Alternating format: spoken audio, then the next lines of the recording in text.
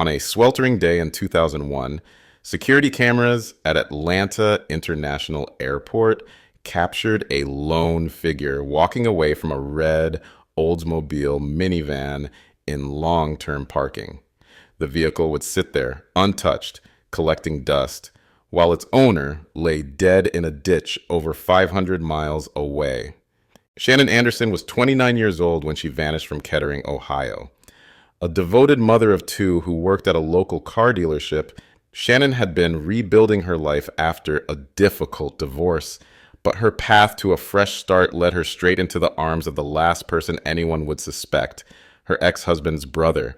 Jonathan Link seemed like the perfect solution to Shannon's troubles. He offered stability, understanding, and a connection to her children's family. Yet behind closed doors, a sinister reality was unfolding. One that would take 23 years, cutting-edge forensics, and the relentless determination of investigators to expose.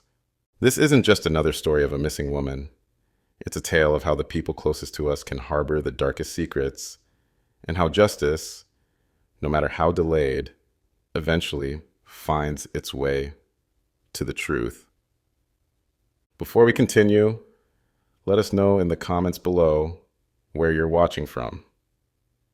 Now, without further ado, let's get into it.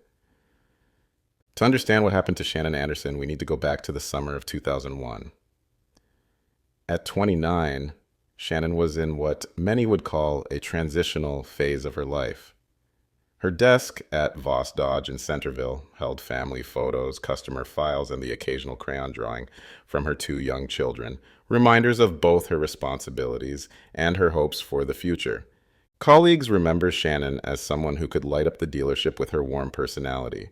She had a way of putting customers at ease, turning what could be a stressful car buying experience into something almost enjoyable. Her sales numbers were consistently strong, not because she was pushy, but because people trusted her. That same genuine nature made her popular among coworkers, who often sought her out during lunch breaks for advice or just a sympathetic ear. But Shannon's professional success stood in stark contrast to the complexities of her personal life. She was in the midst of divorcing her husband, a process that had taken an emotional and financial toll.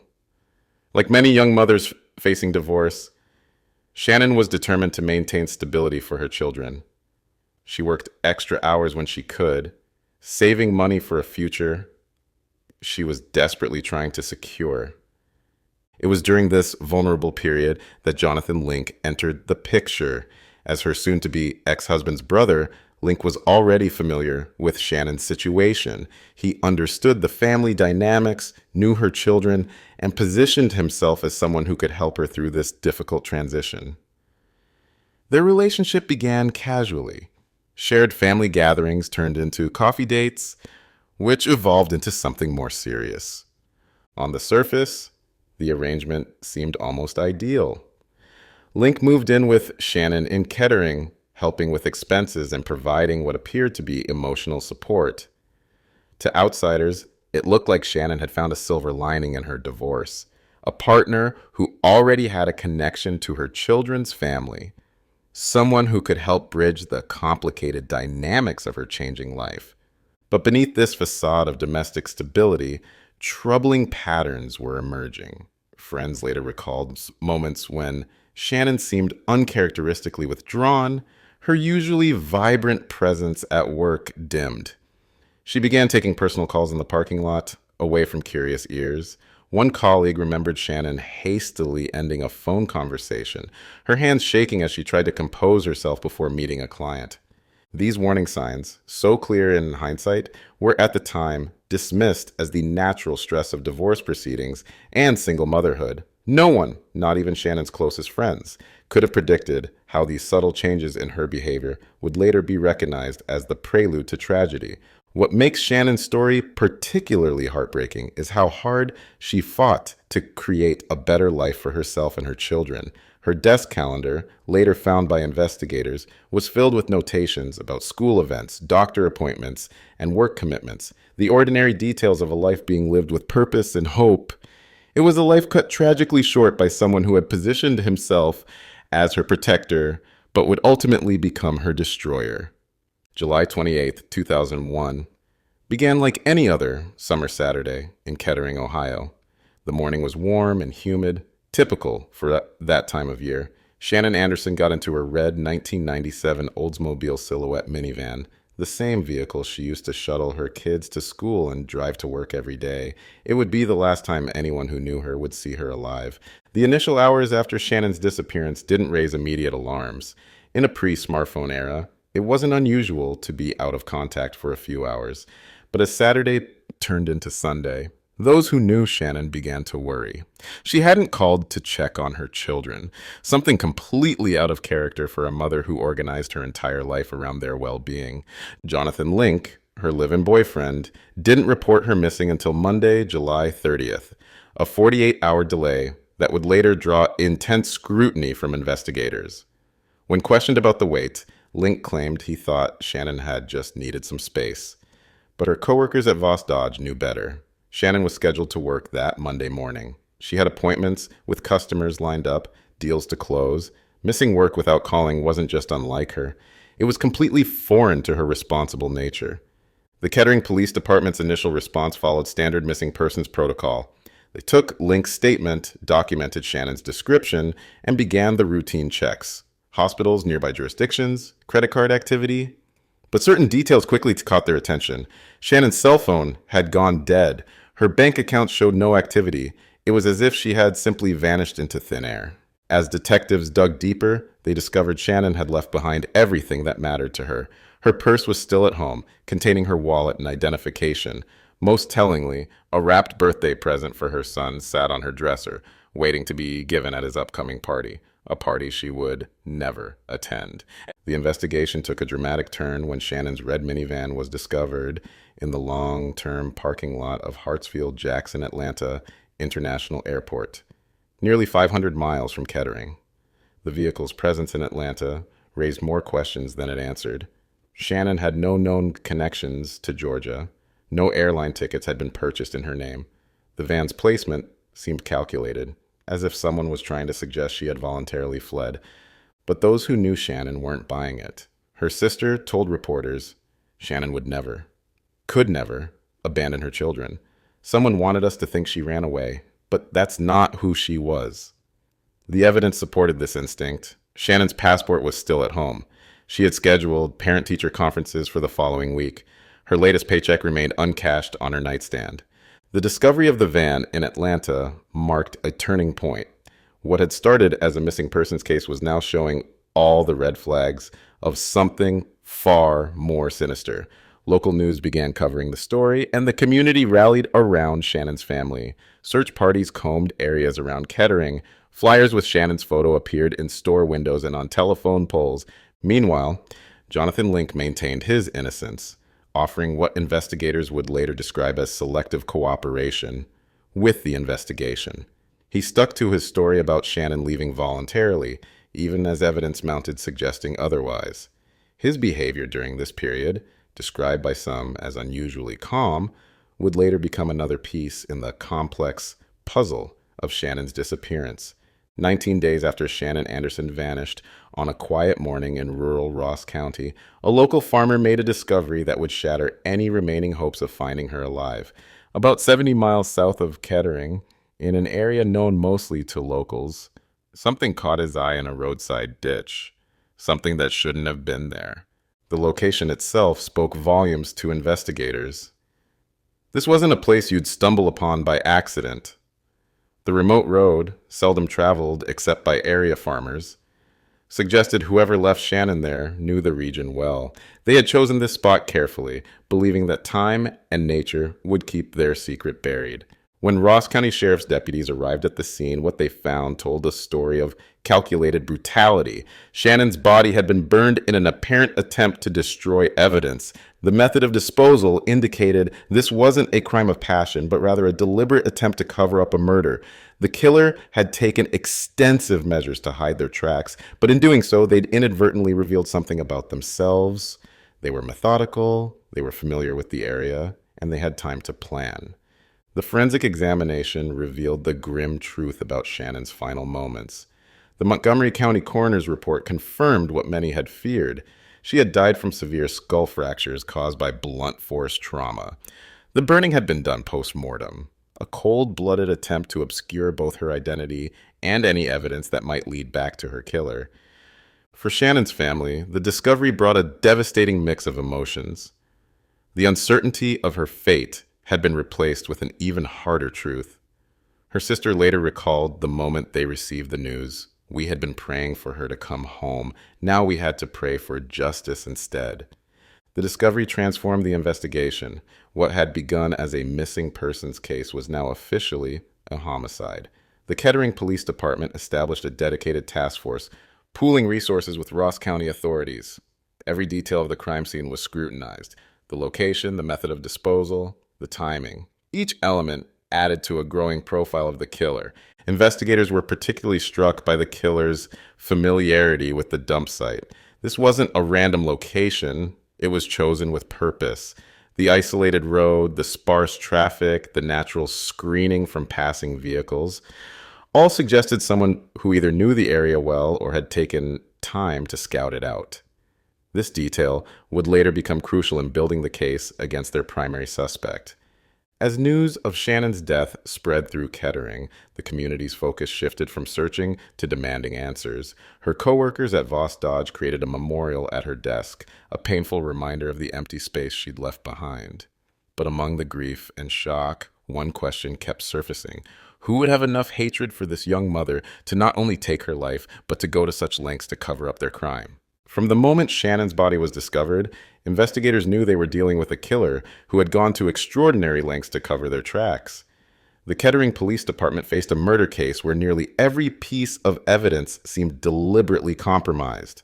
The burning of Shannon's body wasn't just an act of violence, it was a calculated attempt to destroy crucial forensic evidence that might have immediately identified her killer. Jonathan Link, the man who had shared Shannon's home and her life, quickly became the focus of investigators' attention. His behavior raised red flags from the start. The 48-hour delay in reporting her missing, his seeming lack of concern, and his insistence that she had simply walked away from her life. But suspicion alone wasn't enough to build a case. When questioned, Link's responses were carefully measured. He had an explanation for everything. He waited to report her missing because she'd done this before, a claim her friends and family vehemently denied. He suggested she might have gone to Atlanta herself, though he couldn't explain why. Each answer seemed designed to create reasonable doubt before charges were even filed. The investigation hit its first major roadblock with the physical evidence. The burning of Shannon's body had destroyed crucial trace evidence. The minivan, found hundreds of miles away in Atlanta, had been exposed to days of summer heat and countless individuals in the airport parking lot, compromising any forensic evidence it might have contained. It was as if the killer had studied forensic procedures and knew exactly how to thwart them. Investigators faced another challenge with timing and distance. The discovery of Shannon's body in Ross County and her van in Atlanta created a complex geographical puzzle. How had the killer managed to dispose of her body and then transport the van over 500 miles without being noticed? The timeline was tight but not impossible, suggesting careful planning and execution. Digital evidence, which might have helped in later years, was scarce in 2001. Cell phone records weren't as detailed as they would become, security cameras were less common, and GPS tracking was still in its infancy. Investigators had to rely heavily on traditional police work, witness statements, alibis, and old-fashioned timeline reconstruction. By July 2002, 1 year after Shannon's murder, investigators had what they believed was a solid circumstantial case against Link. But when they presented their evidence to a Montgomery County grand jury, they hit their biggest setback yet. The grand jury declined to indict, deciding there wasn't enough evidence to proceed with criminal charges. Without physical evidence directly linking Link to the murder, prosecutors couldn't overcome the burden of reasonable doubt. The failure to secure an indictment was devastating for Shannon's family and the investigators who had worked tirelessly on the case. Detective Sarah Martinez, one of the lead investigators, later recalled, "We knew who did it. We just couldn't prove it yet. And that's the hardest part of any investigation, when you have to look a victim's family in the eye and tell them they'll have to wait for justice. For 18 years, Shannon Anderson's murder sat in the cold case files of the Kettering Police Department. Her children grew up, her desk at Voss Dodge was long since cleared, and Jonathan Link built a new life for himself in Centerville. But in 2019, something changed that would finally set the wheels of justice in motion. The Kettering Police Department, like many law enforcement agencies, had begun revisiting cold cases with fresh eyes and new technology. When they reopened Shannon's file, they weren't just looking at old evidence, they were seeing it through the lens of 2 decades of forensic advancement.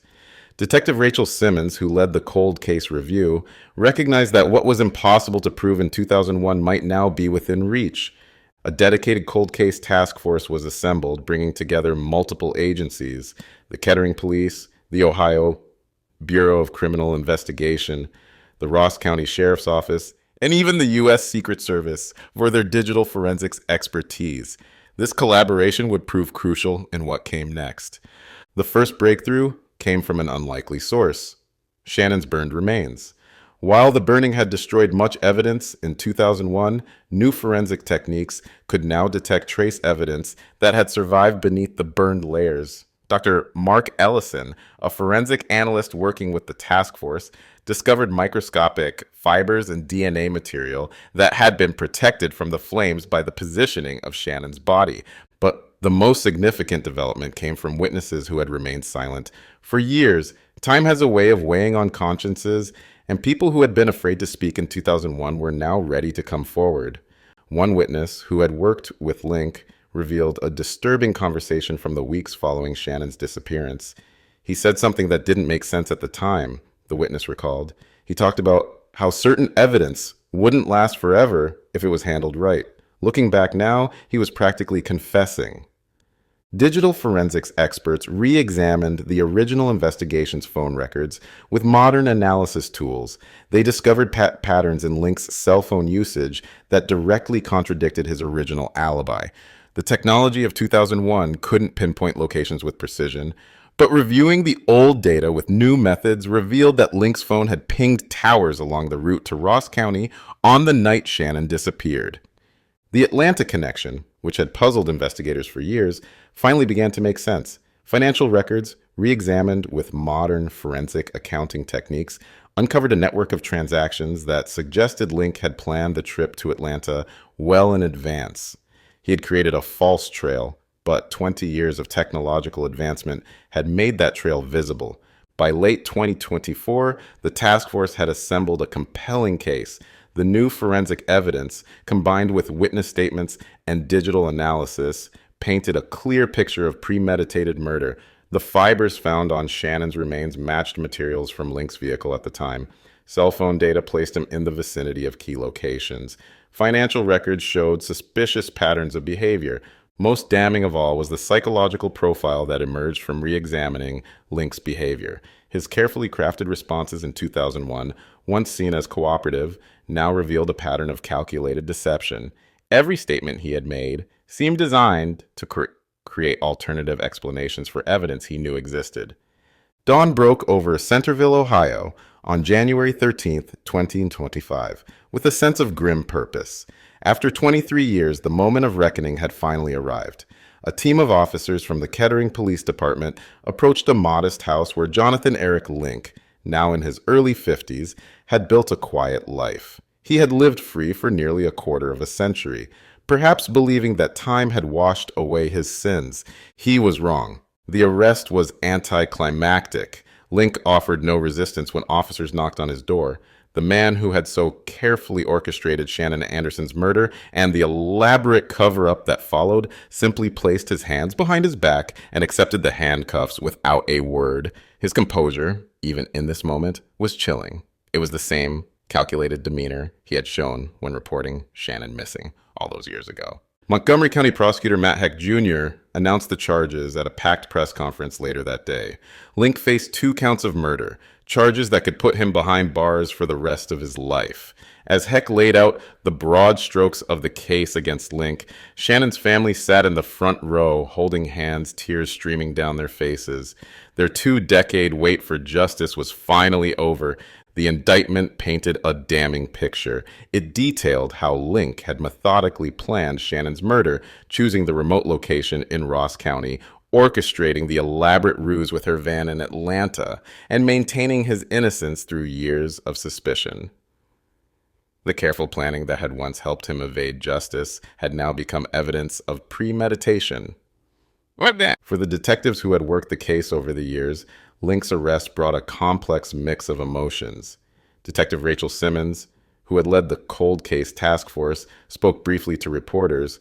"This is for Shannon. This is for her children. This is for everyone who never gave up believing that justice would come." Her voice cracked slightly as she added, "Sometimes justice takes time, but it always finds its way home." As Link was processed into the Montgomery County Jail, he maintained the same stoic demeanor he'd shown during his arrest. But the evidence against him was overwhelming. The careful facade he had maintained for 23 years was finally crumbling, brick by brick, as prosecutors prepared to present their case. 23 years. For 23 years, Jonathan Link walked free while Shannon Anderson's family carried the weight of unanswered questions. His careful planning, which once seemed perfect, ultimately couldn't withstand the march of forensic science and the persistence of investigators who refused to let Shannon's case grow cold. But this case raises haunting questions about the people we trust. Link wasn't a stranger lurking in the shadows. He was family. He sat through searches, attended vigils, and looked Shannon's children in the eyes while knowing exactly what had happened to their mother. The betrayal runs deeper than murder. How many other cold cases might be solved with today's technology? How many killers are out there believing time has washed away their crimes? Let me know your thoughts in the comments below, especially about cases you think deserve a fresh look with modern forensic techniques. If you found Shannon's story compelling, consider sharing it to help raise awareness about the importance of cold case investigations. And for more true crime cases that change the face of forensic science, subscribe to join us next week when we explore